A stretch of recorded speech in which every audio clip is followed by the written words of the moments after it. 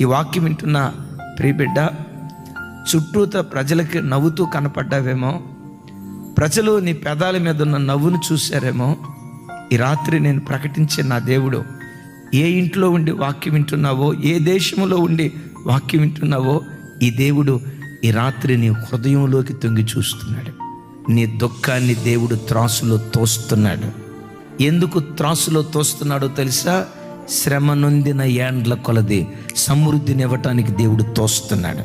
నువ్వు శ్రమ నొందిన ఏండ్లు దేవుడు లెక్కిస్తాడు. కన్నీళ్లు కార్చిన ఏళ్ళు లెక్కిస్తాడు. దుఃఖపడిన ఏళ్ళు లెక్కిస్తాడు. నా బ్రతికేంటి ఎలా అయిపోయిందని రొమ్ము కొట్టుకుంటూ ఏడ్చిన దినాలు దేవుడు లెక్కిస్తాడు. నేల మీద నువ్వు కాచిన కన్నీటి చుక్కలు దేవుడు లెక్కిస్తాడు. మరి విశేషంగా ఎంత శ్రమను, ఎంత దుఃఖాన్ని అనుభవించావో నీ దుఃఖమంతా దేవుడు కొలుస్తాడు. నీ నిందను దేవుడు కొలుస్తాడు. ఎందుకో తెలుసా? నిందకు